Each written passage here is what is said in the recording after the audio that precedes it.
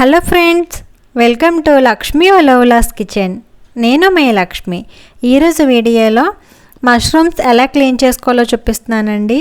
చాలామందికి ఇది కర్రీ చేసుకుంటారు కానీ ఎలా క్లీన్ చేసుకోవాలో తెలియదు కదా.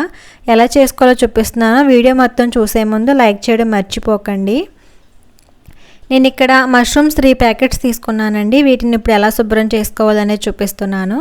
ఇలా ప్యాకెట్ ఓపెన్ చేసుకుని ప్లేట్లోకి తీసుకున్న తర్వాత వీటి వెనకాల ఈ విధంగా ఉంది చూసారా, ఈ ఉండే స్టెమ్ ఏదైతే ఉందో దాన్ని ఇలా బయటికి తీసుకోవాలి. ఇలా తీసుకున్న తర్వాత మనం ఇలా నెయిల్తో కనుక ఈ విధంగా లాగుతూ ఉంటే పైనుండి పొర అనేది వచ్చేస్తుందండి. లేదంటే నైఫ్తో కూడా తీసుకోవచ్చు. చాలా ఈజీగానే వచ్చేస్తుంది. అంతా కూడా మొత్తం అంతా ఈ విధంగా తీసేసుకోవాలి. చాలామంది ఈ విధంగా క్లీన్ చేయకుండా గోరువెచ్చని వాటర్లో వేసి వాష్ చేసి అప్పుడు కర్రీ చేస్తారండి. కానీ ఈ పైన ఉండేది ఈ పొర అనేది తీసేసుకోవాలి. అలాగే దీనికి కూడా మనం ముందుకు చేసినట్టే చేస్తే కనుక వచ్చేస్తుంది. లేదంటే నైఫ్తో తీసేసుకోవచ్చు. ఇలా కొంచెం రఫ్ చేస్తే కనుక పైన సన్నని పొరలాగా ఉంటుంది. ఇదంతా కూడా వచ్చేస్తుంది. ఇలా క్లీన్ చేసుకున్న తర్వాత దీన్ని మనం కావాల్సిన సైజులో చిన్న చిన్నగా ముక్కల్లాగా కట్ చేసుకోవచ్చండి.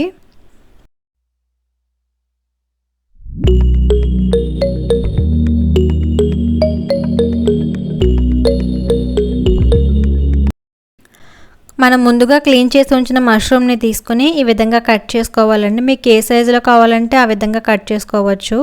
నేనైతే ఇక్కడ 4 పార్ట్స్గా కట్ చేశాను. కట్ చేసి ఇక్కడ చూపిస్తున్నాను చూడండి, బ్లాక్గా ఉంది కదా, దాన్ని కూడా ఈ విధంగా నైఫ్తో తీసుకుంటే ఈజీగా వచ్చేస్తుంది. చాలామంది ఇది ఉంచుకుంటారండి. మీకు ఇష్టమైతే ఉంచవచ్చు, కానీ నేనైతే తీసేస్తున్నాను. ఇది కూడా తీసేసుకుని అప్పుడు మనం శుభ్రం చేసుకుంటే కర్రీ చాలా బాగుంటుందండి.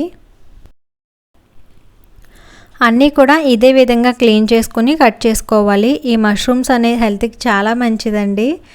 నేను వారానికి ఒక్కసారి చేసుకుంటే చాలా హెల్తీగా ఉంటుంది. మిగతావి కూడా ఇదే విధంగా అన్నీ క్లీన్ చేసుకోవాలి. నా ఛానల్లో ఆల్రెడీ మష్రూమ్ మసాలా కర్రీ ఇంకా మష్రూమ్ బిర్యానీ చేసున్నానండి. వాటి లింక్స్ కూడా ఇస్తాను, చెక్ చేయండి. సో అన్నీ కూడా ఈ విధంగా క్లీన్ చేసుకున్న తర్వాత మనం క్లీన్ చేయలేనివి ఎలా ఉన్నాయి, క్లీన్ చేసినవి ఎలా ఉన్నాయి ఒకసారి చూడండి. ఇవి ఎంత వైట్గా ఉన్నాయి కదా. క్లీన్ చేయలేనివి ఈ విధంగా మట్టితో ఉన్నాయి. మన వాటర్తో క్లీన్ చేసినా కూడా ఈ పైన పొర ఉండడం వల్ల ఆ మట్టి అనేది పోదండి. మీకు నైఫ్తో కూడా ఎలా క్లీన్ చేసుకోవాలో చూపిస్తున్నాను. ఇలా నైఫ్తో తీసుకున్నా కూడా చాలా ఈజీగా వచ్చేస్తుంది. సో అన్నీ కూడా ఇదే విధంగా క్లీన్ చేసేసుకోవాలి. చూసారా అసలు ఎంత వైట్గా వచ్చేసిందో మనం ఇలా పొర తీసిన తర్వాత. ఇలా మొత్తం అన్నీ కూడా క్లీన్ చేసుకుని ఈ విధంగా పీసెస్ అనేవి కట్ చేసుకోవాలండి. నేనైతే ఈ సైజులో కట్ చేసుకున్నాను. ఇవి ఎంత పెద్దగా కట్ చేసుకుంటే అంత మంచిది, లేదంటే కర్రీ వండిన తర్వాత చిన్నగా అయిపోతాయి. ఇప్పుడు వీటిలో హాట్ వాటర్ వేసుకోవాలండి. అలాగే కొంచెం సాల్ట్ కూడా వేసుకోవాలి. ఆ క్లిప్ మిస్ అయినట్టుంది. ఇప్పుడు ఈ 2 వేసుకొని 2-3 సార్లు కడగాలండి. 2-3 సార్లు కడిగితే కనుక ఇందులోని డస్ట్ అంతా కూడా పోతుంది. నేను ఇలా 2-3 టైమ్స్ వాష్ చేసిన తర్వాత చూపిస్తాను చూడండి ఎంత నీట్గా వచ్చేసాయో. చూసారా ఎంత బాగా కనిపిస్తున్నాయో.